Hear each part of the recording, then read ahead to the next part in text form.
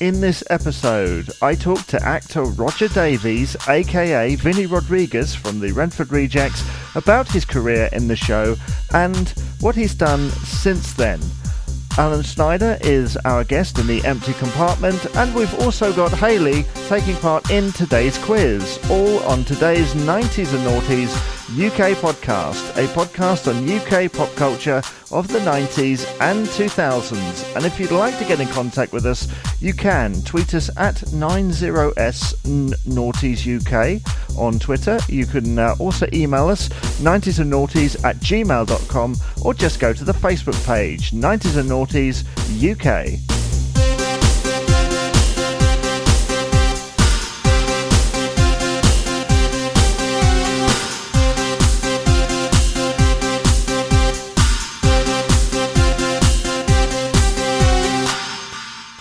Well, there we are. We begin this week's show with a small monologue from me, but don't worry, we will get to the meat of the episode in just a short while. But before we do, I'd like to say thank you so much for the support that I have received via social media. It's been great to hear people's memories of this period, and it's great as well to see people embracing the rather experimental attitude of this podcast. The fact that we do lots of different things. So today we've got an interview with actor Roger Davies. We'd normally have a roundtable on some episodes. There will be more of those to come in the future, so if you're a fan of those, please do stay tuned. We've got the Empty Compartment, our third guest, Dr Alan Snyder, joining us all the way from the United States, New York to be exact. And the thing that you will find by listening to that is that this podcast is called 90s and Noughties UK, and I was initially quite unsure about whether to include people from other countries in something about UK pop culture, but the fact is UK pop culture has reached all over the world in some cases, or in certain examples it hasn't, and that's what you'll hear when you listen to the Empty Compartment. That's later, and then we're going to be finishing off this episode with a brand new feature. It's not Jamie's final bit, decided to rest that, not quite interesting enough for me, let alone you. We've got a quiz, which I'm tentatively calling the Quick Fire Quiz, with roundtable regular Hayley, who very kindly said, yeah, I like 90s and Noughties pop culture. I'll come on and try and answer as many questions as I can in 90 seconds. And it's a great thing. I love it. It was very fun to do, and I look forward to hearing your comments on that. And if you'd like to be a guest on anything, whether on a round table, perhaps in an interview, or maybe even Empty Compartment, or even the Quick Fire Quiz, then please do get in contact with us, because everybody is welcome here. And if you don't feel like you've quite found a place within what we've currently got in place, let me see if I can accommodate you in some way and get you on the podcast. Because the thing is, there are things even I haven't thought of for this podcast, and I think about it quite a lot. So, before we get into this week's featured interview with actor Roger Davies from the Renford Rejects, Family Affairs, and most recently Cloverfield on Netflix as well, here is this week's postbag.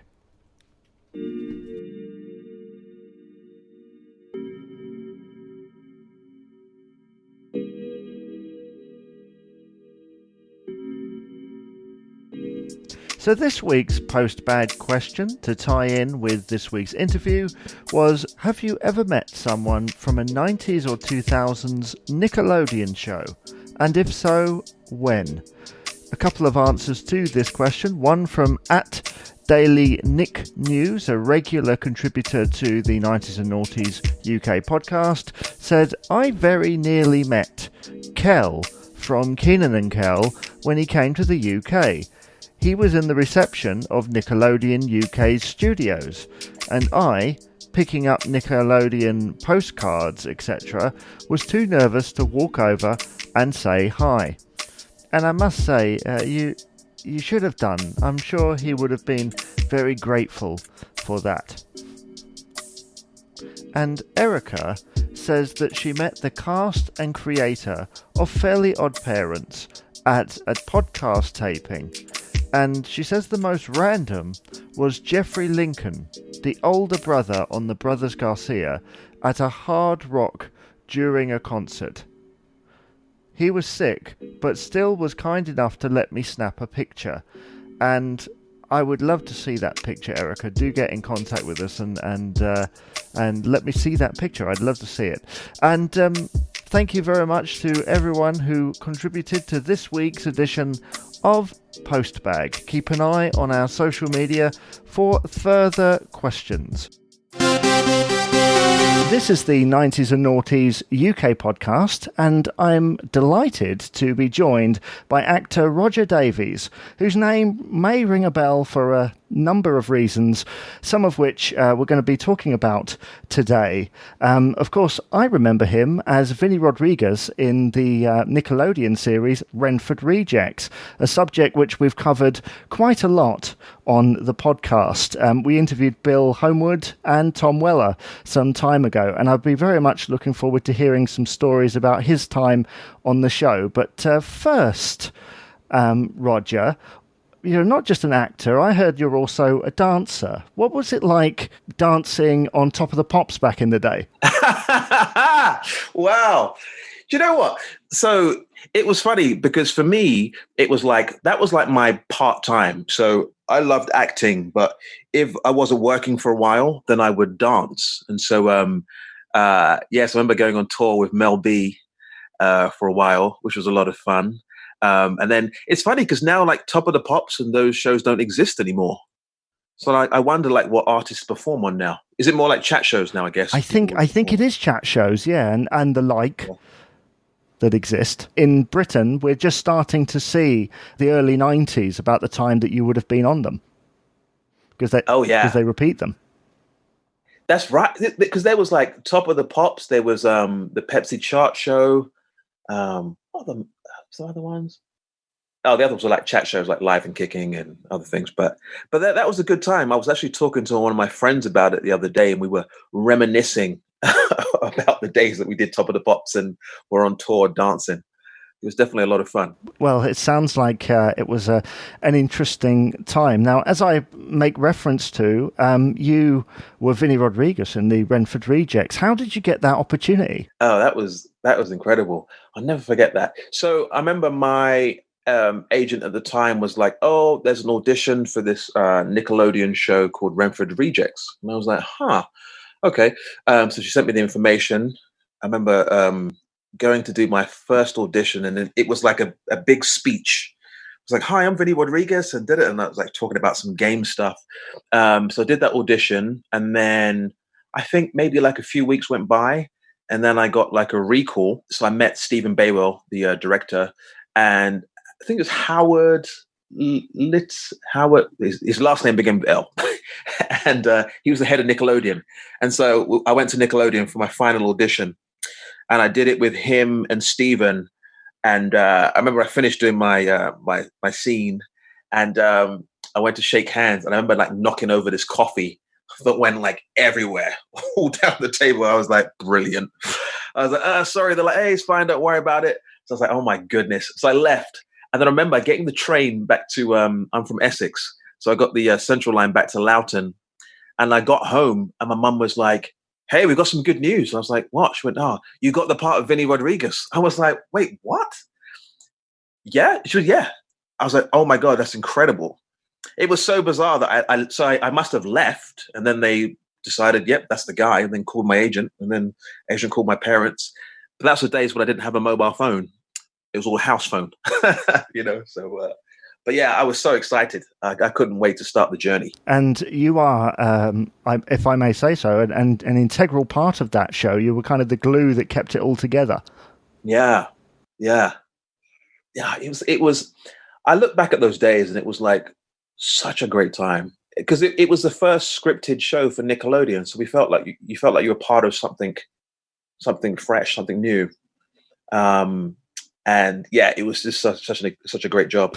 Yeah, I was going to ask you, what's your kind of what are your memories of shooting that show? Because it must have been quite complicated. Because a lot of the time you were holding a camera, and they were using scenes from that camera as well as whatever shots that they were using, crane shots and such. It was quite complicated, wasn't it? It was, yeah. I remember the camera guy, Pierre Boffety, the French guy, and yeah, so he'd be like, we would record on my camera and he'd make sure that I was holding it right and filming properly, and then then they would film with the regular cameras. But yeah, it always got me. No, the frame's not right. The frame's not right. And I'm like, sorry, Pierre. Sorry, Pierre. I'm not a cameraman, but okay. But I learned quickly. So yeah, I got it down in the end. As we heard from Tom and Bill, the way that they shot it was quite unusual to other shows, because a lot of the scenes were just one continuous shot. That must have been quite difficult to learn all those lines and movements and such. Yeah, because the timing was so important, because like, they'd be playing a game and then like the camera would have to be in a certain place. Then on a certain part of the game, I'd have to start my dialogue and time it perfectly with the camera movement and the game. And yeah, so there was a lot of choreography for sure. But, we would rehearse quite a bit, and I just hope I didn't mess up. Well, from watching it, and I'm continually rewatching it, certainly at the moment during the current situation, and the rapport that you have with the rest of the cast members, it just leaps off the screen. Oh, I mean, it was great. Like a lot of us lived together at the time when we were shooting, because we'd have really early call times, and so there was a house just around the corner from where we shot in Kensal Green, and so we'd stay there. But we all just like liked each other, so like we all like hung out outside of the show. On the weekends we would go out and stuff, and so I think that like reflected on screen. Yeah, I think so. I think there was definitely that that kind of group mentality that I think you needed, because it was a show with some now quite famous actors, including yourself. Really the start for a lot of you, wasn't it? Oh, massively. I remember at the time we started, and Paul Paris, that played Bruno, we'd go out everywhere and he'd always get recognized because he was on Grange Hill. So I remember he was like, yeah, he was the man. We were like, oh my God, we want to get recognized as well. But then obviously when the show came out, yeah, but yeah, Paul was, and then Matthew Leach. I know that was afterwards. I'm thinking, but yeah, at that time it was Paul Paris. He was the man. That show also, as I've said previously to other guests and such, there were a lot of guest stars, and of course your character met quite a lot of them, because a lot of them were very specific to you. Yes. Oh my goodness. Do you know what? I'm trying to think who my favorite was. I mean, like Jim Rosenthal, all those guys. I was like, oh my good. They just had like, it was like a footballer's dream, just like with all the guests that they have. You're like, how did you get this person? Like, how did you get these people? And they were all like such lovely people and just like up for anything, which was fantastic. But I will say, yeah, we were very lucky with the guests that we got. Well, you had Joseph Marcel playing your father. Oh my goodness. Yeah, I felt like Will Smith at times. I was like, this is great. And we'd do the scenes and we'd like add lines and like mess around and stuff. And it was a lot of fun. He was such a great guy, such a great sport. And not only that, but there were quite a lot of footballers as well as actors. I mean, the ones that are mentioned quite often are obviously Zola, Keown. I think Ed Kersey Keller once. I think Peter Shilton made appearances. We had the 66 World Cup team. Yeah. I mean, that was like insane. We also had Chelsea girls. Not that they're famous footballers, but let me tell you something. These girls were incredible. Oh my god! I think we played them for a little bit, and I was like, yeah, they're really good. But we're playing it off like, yeah, we're not going full out, obviously, because you're girls. So like, but no, they were incredible. Was there ever a point, because your character did get behind the ball, so to speak, sometimes, but was there any point when you just wanted to jump in and play with them? So the funny thing was that I was actually a footballer. Like when I was at school, my school teacher was a scout for Chelsea, And me and my dad supported Leyton Orient, and I was in the Leyton Orient School of Excellence. So my school teacher was trying to get me kicked out of there so I could join Chelsea. So I was like I've been playing football all my life. So when I got that chance to play in the episode, I was like, oh, amazing. I finally get to play. So I did want to play more, but they were like, no, get behind the camera. I was like, okay. Quite an ironic thing, that, isn't it? Yeah. Oh, most definitely. But then having said that, when we had a break from Rejects, I actually did Dream Team. So I got to fulfill all my football needs in that, which was cool. Was that a different experience? It was a completely different experience. And it's so funny because there was a competition, I remember, because Channel 4, around the time when we used to have the Big Breakfast show, and they were wanting to put a show in a certain slot, and it was out of Renford Rejects and Dream Team. And at that time, I was doing Dream Team, and they were all pissed off because they were like, "Oh, great, we didn't get that slot. Some show, Renford Rejects, got it." And I was like, "Oh, that's my show." So it was funny, but yeah, completely different experience because it was more of a soap. Dream Team was. So yeah, it's kind of different. Yeah, I remember it being a little bit more intense in that way, and paved the way for lots of other shows of a very similar vein. Most definitely, yeah. Most definitely. Yeah. I mean, you were in those two football-related shows, which was interesting, and like you say, The Rejects was on Channel 4 for a little while. Why do you think it didn't really catch on terrestrial? Do you know what? I'm not sure, because I don't know if it was only for like a short amount of time. They were going to show either Dream Team or Renford Rejects. Yeah, so I don't really know. I don't really know if it was like people just weren't into it, or it was only like they were only going to show stuff for like a couple of months or something. I mean, it's certainly got a fan base now, isn't it? It's so funny. Like everywhere I go, people are like, "Was you in a show called Renford Rejects?" Like I went to an audition in America, and the casting director was like, "Oh, my husband's a huge fan of yours." I was like, "Really?" Yeah, he loved Renford Rejects. I was like, wow. I guess at the time we didn't know the impact the show would have. I remember one time being in Oxford Circus, and Daniel Kaluuya, who's doing great, he's done Get Out and done all these big movies. And I remember I was coming out of this shop, and he was like, "Yo, yeah, you was in Renford Rejects. I love that show, man." I was like, "Oh, cool, thanks, man." And I was like, it was so weird. Like, I didn't think that people were like, were into it like that. But, a lot of people grew up with the show. Yeah. I mean, it's definitely a time and a place. And I'm so glad that they still repeat it now, because you don't realize quite just how many episodes there are. Oh, yeah. Yeah.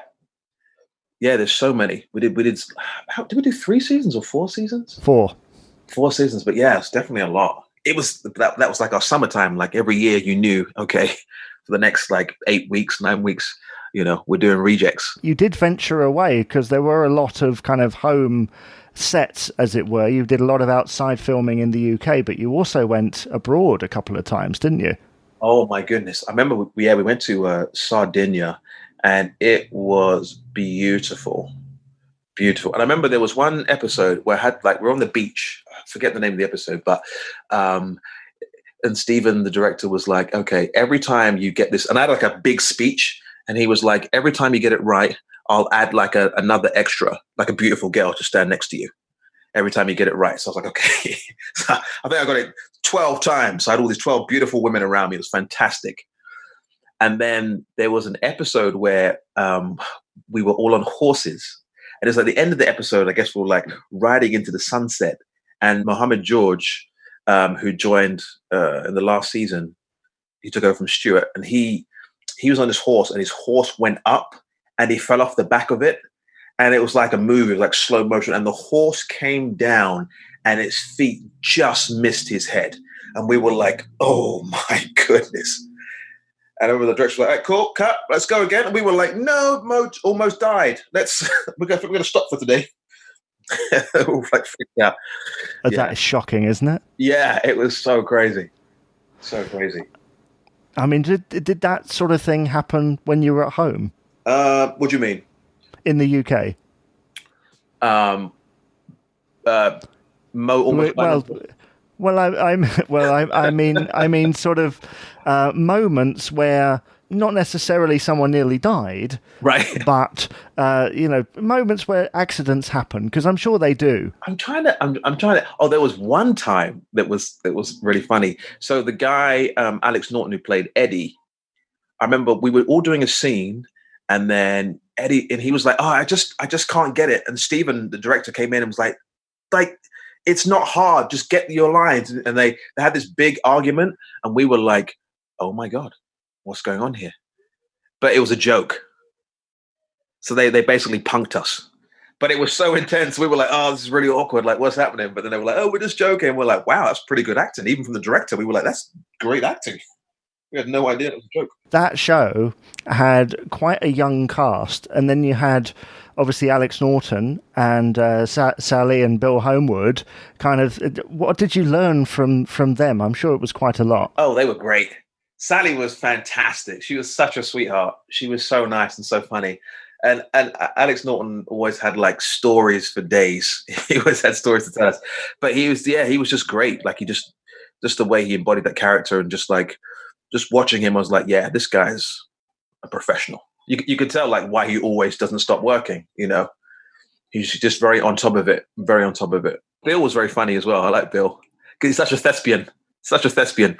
So yeah, I enjoyed Bill, and I loved like because his performance to me was quite theatrical, which I really enjoyed because I love like theatre and musicals and all that kind of stuff. So yeah, I enjoyed Bill a lot. Yeah, it was definitely sort of a pantomime type thing, and that double act thing that he had with Tom. Oh yeah, it was fantastic.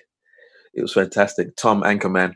Tom was one of my favorites. Me and him, like we hung out a lot individually, and Tom actually introduced me to R&B, which is funny because, like I said, I was very much into musicals, and so I was listening to a lot of musical theatre, and then like Tom was listening to R&B, and he's like, "Yeah, man, you got to get into this," and I was like, "No, I'm gonna stick to my show tunes." But then like and Tom's got a great voice as well. He's got a fantastic voice. So we'd like sing duets together and all that stuff. But Tom Ankerweller, that's his nickname, Anchorman. Excellent. What is your favourite musical? Oh, that's do you know what? Blood Brothers. Blood Brothers is one of my favorites. I enjoy other shows as well, but there was just something about Blood Brothers. It was like a small cast, it was a small set, but the story was just so powerful.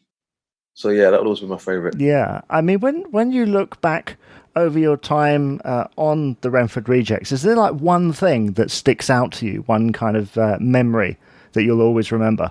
I can't say like one thing because the whole thing. I mean, for most of us, it was all our first like big job, so it was just like it was magical from the beginning till the end. But I guess like by season 3, we'd all kind of like grown and stuff, and like we even like more comfortable, so we were throwing in like private jokes and different things into episodes. And I watched some things, and there's some scenes with me and Martin, like some private jokes that we had like thrown into an episode. And there was one time when he did this thing and he pulled my hair, and it's still in it, and you can see me like really laughing but like trying to hide it. I forget what episode. I think it was the go-kart episode. But anyway, yeah, I don't have one specific thing. I think for me it was all just great. With it being, like you say, for many of you, kind of the big show that you all did, that it's kind of, I think it just rushes past you, doesn't it? Most definitely, yeah. Yeah, I mean, you make reference to you doing it in the summer. What were you doing the rest of the year? It's funny because as well, like, so they would kind of put a hold on you. So like we finished the first season, and then, around January, February, they're like, "Oh, we're doing season 2. So we're going to like put a hold on you from, I don't know, June till December or something or whatever." So I'd try and do other jobs. So I'd be doing like some of my dance stuff, like I'd, dance some artists and all that. And then just go back. Oh, and then there was one time I was doing a movie called Virtual Sexuality. And I remember it was day 1 on set. And then I got a call saying like, yeah, like, you got to get back for rejects. Like, they're not releasing you to do this. I was like, what? So yeah, so I had to like then leave that same day. and go back and do rejects. Did you feel put out by that at the time, or were you okay with it? I think at the time I was like, because it was a movie, so I was like, this is my first like movie.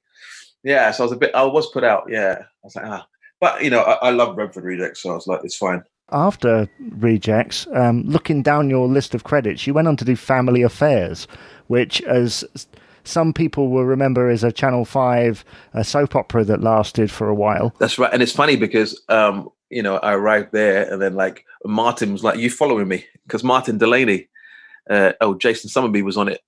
So yeah, that was fun. That was fun, like reconnecting with Martin, but in a show that's a bit more serious and a bit more. And we were actually in the show, our characters became like really good friends as well, and would do stuff together. So that was quite fun. Do you think that was conscious? I don't know.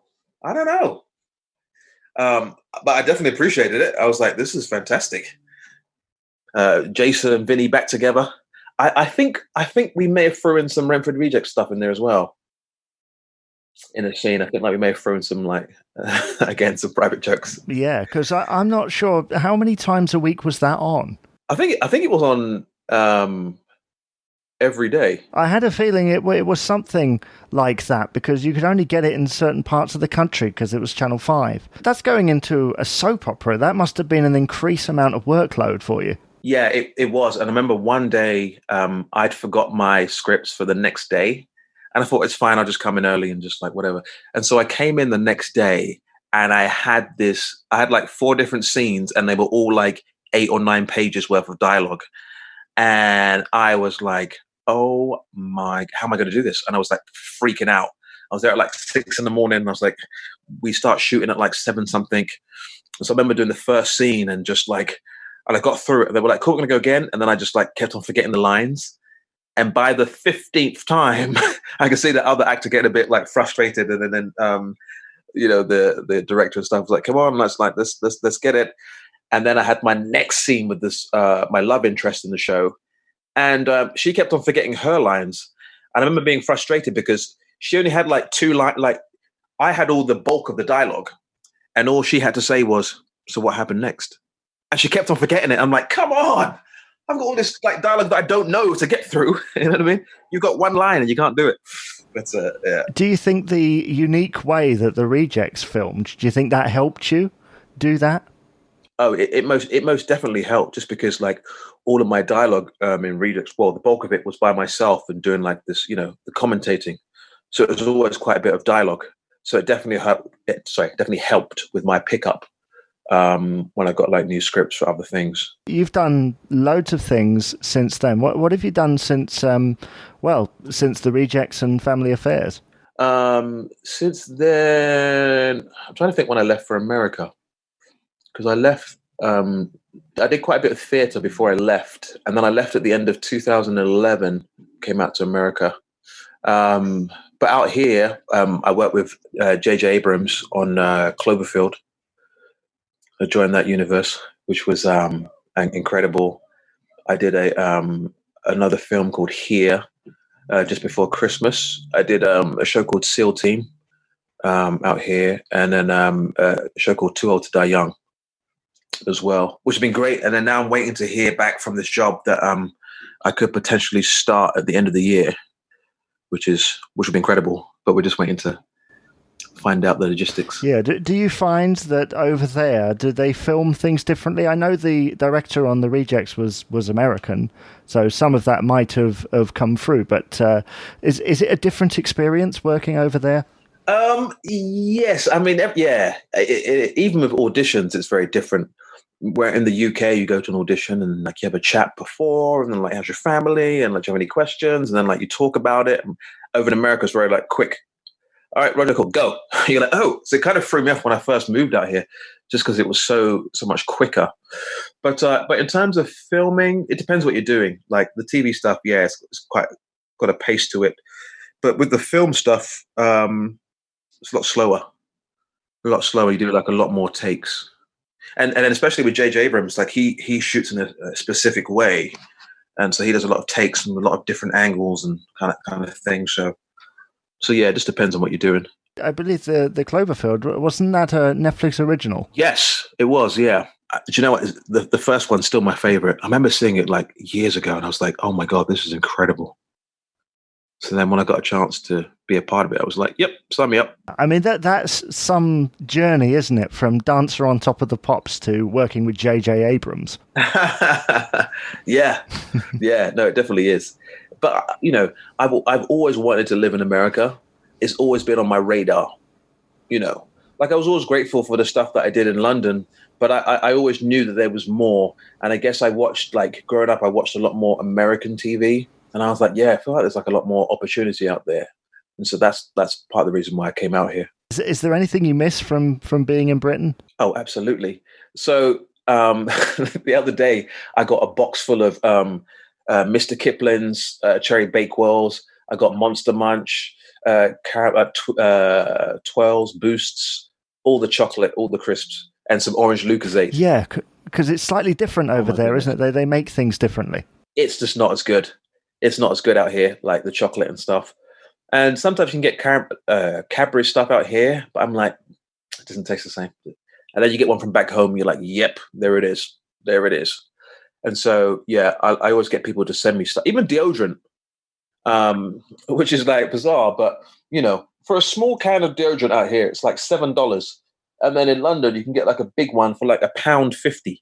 And so I get people to send me deodorant all the time. Well, there we are. But we've deviated slightly from the subject, but I'm sure the listener will forgive us for doing so. I find that fascinating when people move from the UK to America and the differences with that. Now, we just heard that you've gone from being on the Renford Rejects to working with J.J. Abrams on that Cloverfield film.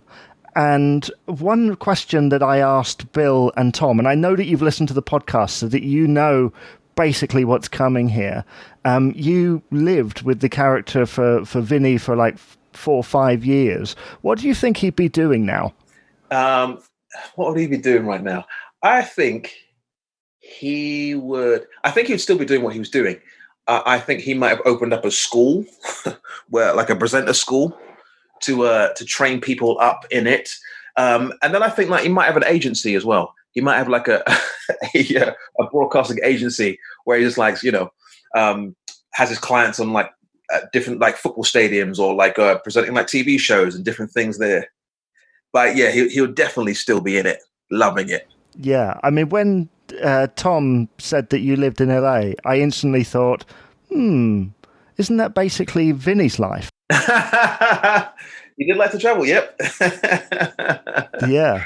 Yeah. I mean, that is fantastic, isn't it? That after all this time, we're still talking about that show. I'm sure that you didn't think when you were making it that we'd still be talking about it. Yeah, we literally had no clue. We didn't know like how it was going to be received. And so the fact that, people are still into it now is like incredible.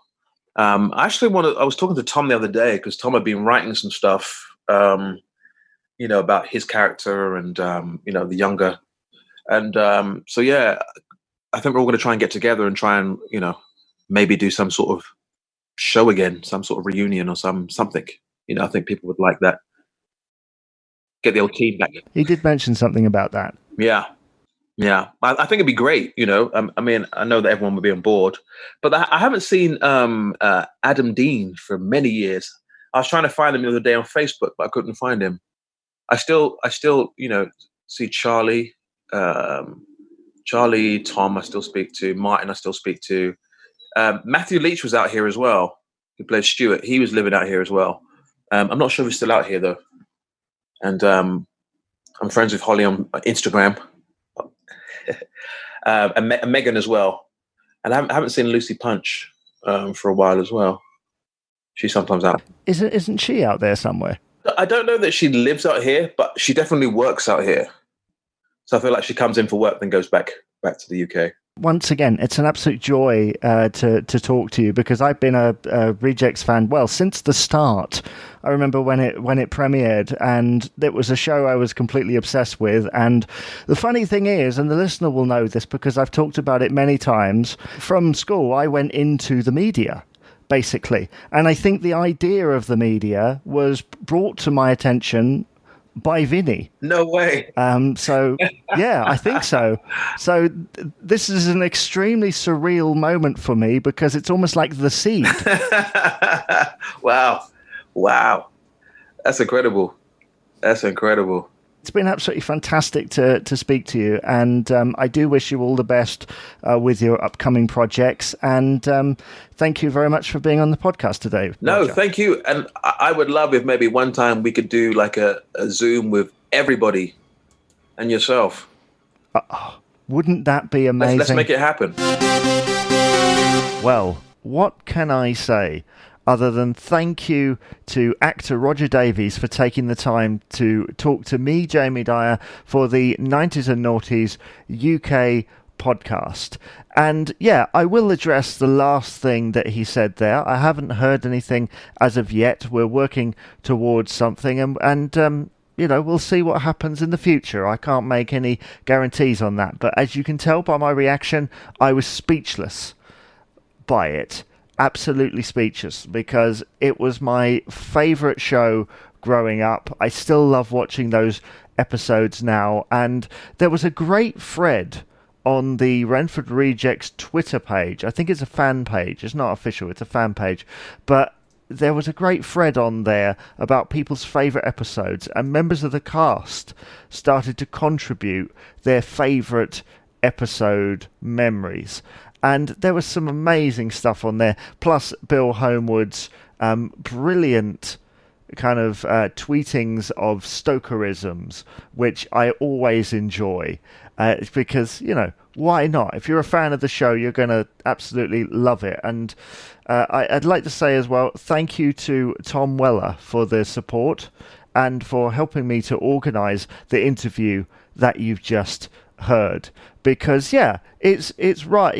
I'm right there when I say that he was one of the inspirations, Roger, for me getting into the media. He's one of the first people that I saw doing something like that, and I just love that show. And if you're listening thinking, well, you're probably never going to cover that subject again now, you've done it twice. No, don't worry, there will be more opportunities to talk about the legendary Renford Rejects TV show, because there is just so much to talk about, and it's the same with any subject that we cover here. If you hear it once, guaranteed at some point you're going to hear it again. And I got questions midweek going, are you going to cover this? Are you going to cover that? It all depends who I get in contact with and who gets in contact with me. So if you're one of those people that is asking, when are you going to cover this? If you have enough knowledge or some memories that you'd like to share about it, feel free, come on and talk about it on the 90s and Noughties UK podcast, because that's what we're here for. That's the whole point. And once again, before we move on, thank you, Roger, for joining me. Now it's time for this.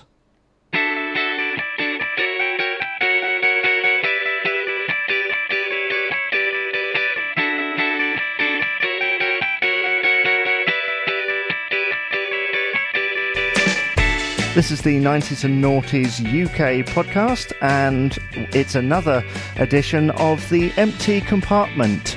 3 questions, 1 guest, and really, the more random time we have, the better. And my guest today is Alan Snyder from the Booze Your Daddy podcast. Alan, thank you very much for joining us today on the podcast. Tell us about your podcast. Hey, thanks for having me, Jamie. So my name's Alan Snyder. I actually am a doctor of physical therapy, or physiotherapy, as most of your listeners say. My podcast is called Booze Your Daddy, BOO_SYOURDADDY. And it's a short, we put out 2 episodes twice a week, 30 minutes, unscripted, me and a friend, me and a co-host, just telling a lot of stories about times we kind of made a mistake, something funny happened, little tips, little tricks. Maybe we play a quick round of trivia, but I don't have a problem laughing with myself. So people generally listen and go, wow, you really put your foot in your mouth all the time. And I do. But I don't think you get to certain places in life without making a couple mistakes, and there you go. So I like to kind of document it and tell the stories along the way, and if I can make a couple people laugh, I'm happy. Well, I can definitely highly recommend your podcast. It's a great listen, and all the best with it. Now, let's get on to the first question. Now, as you know, I first ask a question, then our guest does, and then we go to a listener question. So I'll ask you first, just to get the ball rolling. So this is, because you're in America, you're our first American guest, I like to go a little bit on the spontaneous side. So for this, you won't necessarily know what I'm talking about, but I want you to tell me the first thing that comes to your mind, okay? So if I was to say Andy Peters in the broom cupboard with Ed the Duck, would you know what I was talking about? I would not. It sounds like the updated version of Clue, Professor Plum in the library with the wrench. I do not know that. No. Well, on the BBC in the early 90s, they used to have continuity in between all the programs on children's television. And one of the presenters was called Andy Peters. He's still around. He's turned 50 this year. And his co-host was a little puppet called Ed the Duck. And they used to do continuity in between the programs inside something called the Broom Cupboard, which was like a little continuity studio for announcers that had like children's pictures and stuff behind. Did you have anything like that in America? When you say continuity, you mean just he was doing the stations, or he was kind of just, in between the programs, yes. Maybe on some of the children's networks, they had stuff and promos like that. I would say, here everything is about making money. So for regular television, it was commercials. Maybe they would more plug their own shows. When you're watching the different networks, they would say, and coming up here. And God, looking back on my childhood, of course, that sounds ridiculous, right? It says you had Andy Peters and you have the duck in a cupboard. That's kind of insane. We had Sesame Street here. That was one of the bigger child shows for us growing. Did you guys have that? Yeah, we did. Yeah. Yeah. I actually have some friends who work there now, and it's a great show. And they've changed so much over the years. I don't know if I haven't watched it in forever, but nowadays they deal with harder issues. They deal with mom and dad getting divorced. They deal with, dad was in jail. They had my friend is taking drugs. And now they actually have a special puppet who she's on the spectrum of autism, which is one of the cooler things there. But as far as these different things in between, I remember we had another show called Reading Rainbow, where it had, I believe it was the gentleman from Star Trek, the one, Geordie LaForge, who had the eye thing. And, he always was kind of a little more quirky, but it was nothing so wacky. I think this is hysterical. I'm going to watch a video as soon as we're done recording, because I would love to see this. This is so British to me. For an American to hear this will be the thing I talk about for the next week with my friends. Well, I hope so, and I hope it somehow seeps its way into the podcast. But there we go. You mentioned a couple of proper America, like legendary American shows. We didn't get Reading Rainbow here. We didn't get Mr. Rogers here either, because he was sort of the forerunner to Sesame Street and talking about those really serious issues. But we did get Sesame Street. It was broadcast here and still is on some paid station behind a paywall. Here too. No, it's on, I think it's on HBO or one of the cable premium networks there. Did they do an accent for you guys, or you just got the regular voices? We got the regular voices. Okay, that's pretty good. Mr. Rogers here, I don't know if you saw, they just had that movie this past year. It's very interesting, and I watched it. There was a documentary and there was the Tom Hanks, Matthew Rhys movie, and both are very good, worth watching. And that guy was incredible. You watch these videos, you watch these documentaries, and you're waiting every other second to go, and then he touched a little kid, and then he beat his wife, and he didn't. He was one of the truly great people in the world that I guess I never gave that much credit to. But nowadays, with everything going on in the world, Black Lives Matter, you're starting to see that meme, that the picture of him and the African-American post office guy with their feet. And that was legendary, groundbreaking stuff. And I wasn't born back then, but that has become put on t-shirts these days. And I think that's a good message. It really is interesting. I'm very surprised that it didn't make it over to you guys. And yet in the UK, nobody knows who it is. This podcast is about UK pop culture, and I'm surprised that Mr. Rogers is not part of it, but he isn't, sadly. But luckily, because that movie has made it over here, I very much look forward to it. And as a British person who discovered him quite late, even though it's for toddlers, essentially, I am very much an advocate for what he stood for. I love what he stood for. And pretty much some of the lessons that he taught I try and abide by myself. And I do recommend that my fellow Brits check him out, because it might be just a little toddler show, but it actually spoke much higher than that.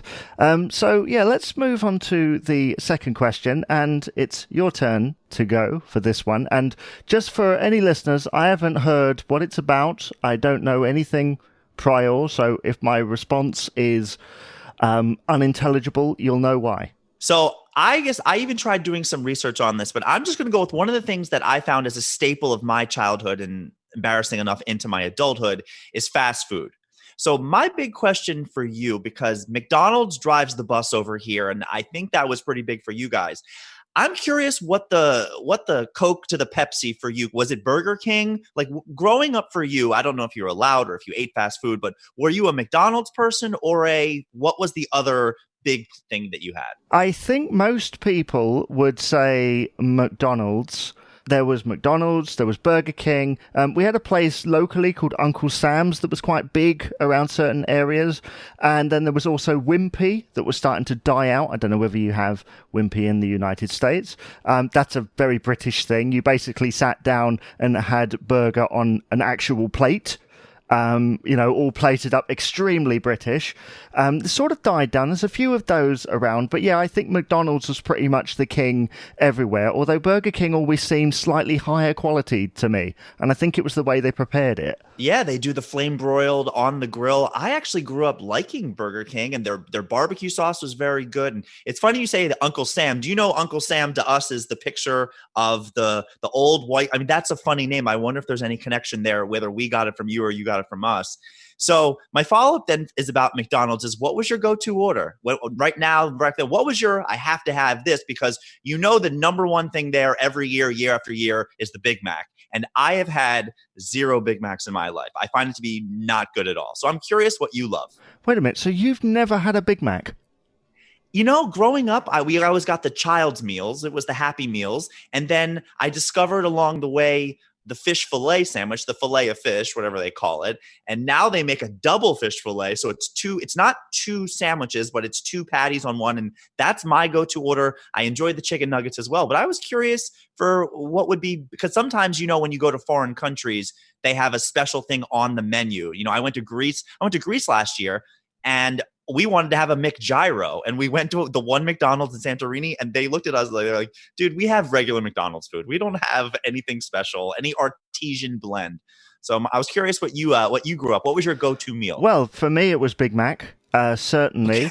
Of course. Yeah, it's funny, isn't it? And for one time, they did something called the McRib that was very nice.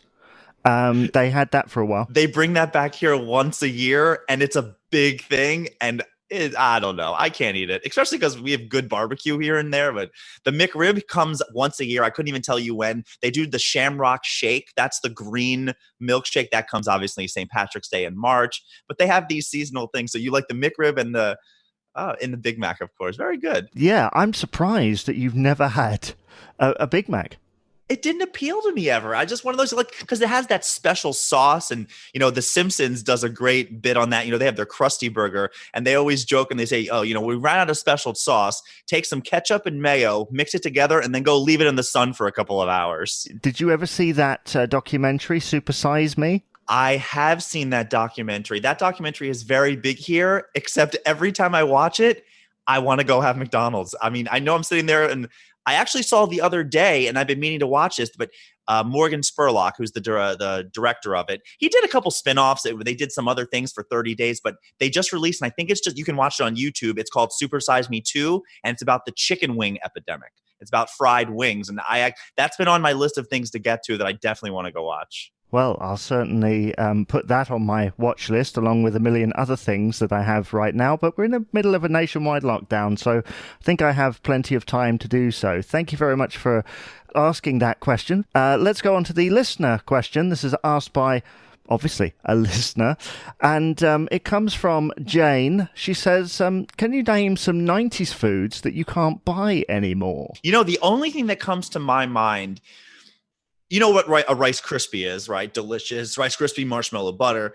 Well, at one point, they made something called Rice Krispie cereal. and it was kind of like a dehydrated version of Rice Krispie treats, and they put them into little squares, and you just got it at the store. And I remember, I mean, of course, how bad is that for you? Terrible. But is Frosted Flakes, Fruit Loops that much worse? No. I mean, they're all dessert for breakfast. But that was one of my favorite ones growing up. And then the other thing that I do not know why they discontinued it. I do not know why they won't bring it back. But they made something called 3D Doritos. Do you remember those? I don't know, but I did read up about them in preparation for this. I did read up, yes. So you know what a Dorito is. Imagine if it just wasn't compressed. Imagine if there was air in the middle. So it kind of was, the size of a little smaller than your fist, obviously. And it was a triangular shape. It had kind of air in the middle, not that it would come out, but it was a hollow Dorito. And it was fantastic.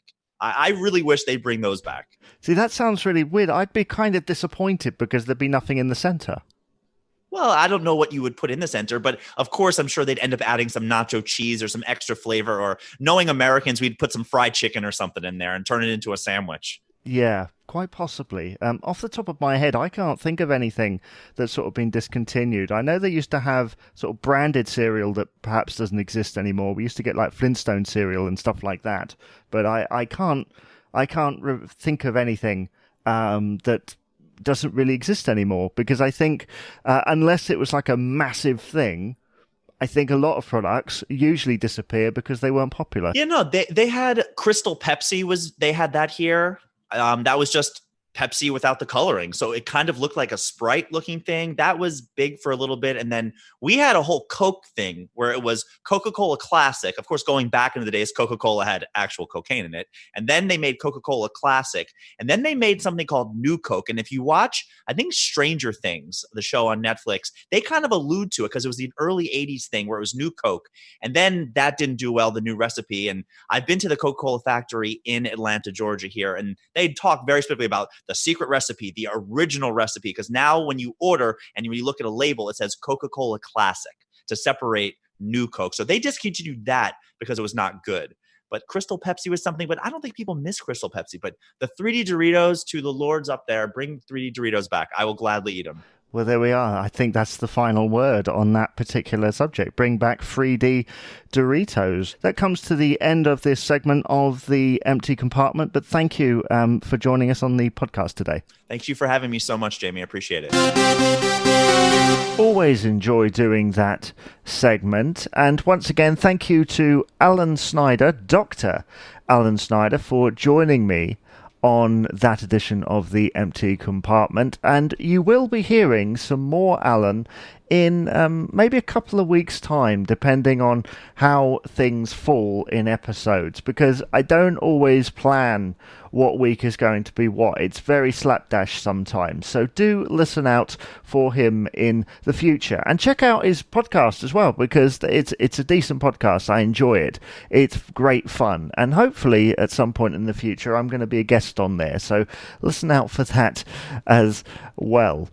And if you are listening to that and you'd like to be a guest on the Empty Compartment, it's all improvised. There are no particular subjects that we're focusing on, because that seems to be what people are kind of frightened about when they come on these things. It's all improvised.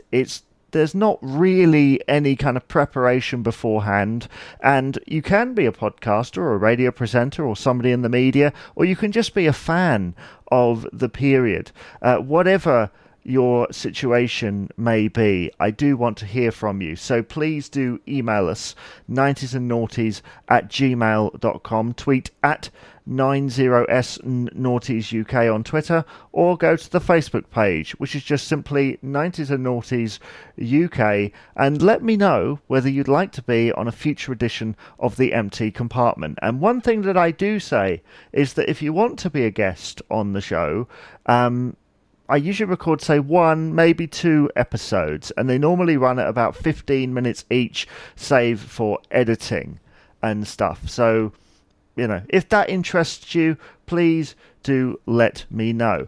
Now for a brand new feature. And it's something that I've been working on for some time. Wasn't quite sure whether anyone would come forward for something because it's quite a short feature. But luckily, they have. And I'd like to say thank you to Hayley for being the first person to try out this new feature, because I'm always coming up with things, always coming up with features and stuff, and I never quite know if it's going to land. But luckily on this occasion it landed, and I can tell you at this moment in time there's going to be at least 2 editions of this, because I recorded 2 sessions with Hayley. She loved it so much the first time, she said I'll do it again. So without further ado, here is the quick fire quiz on the 90s and Noughties UK podcast. And now it's time for a new feature on the 90s and Noughties UK podcast. It's the attentively titled Quick Quiz. That's right, 90 seconds to answer 90s and Noughties pop-related questions, just pop music-related questions at this time, not pop culture. And we're joined once again by regular Hayley. Thank you very much for joining us. How is your pop knowledge from this period? Yeah, I'd say it's quite good, yeah. We'll have to see what happens, won't we? So we will. This is the first time that I've done it, so some of the questions I've tried to... half of it will be relatively easy, although it's only easy if you know the answer, and the other half is probably a little bit more difficult. And there's a range of different questions here. I'll try and explain it as we go along. So I will start in just a moment. Are you ready? Yes, thank you very much. Okay, so we've got 90 seconds to answer some pop-related questions of the 90s and Noughties, starting now. Right, what was the name of Step's debut single? 5, 6, 7, 8. Correct. How many members of 911 are there? 3. Okay. Who won the first series of the BBC's Fame Academy? David Snedden. Correct. Complete this Craig David lyric. Rewind when the crowd say... Bo Selector. Correct.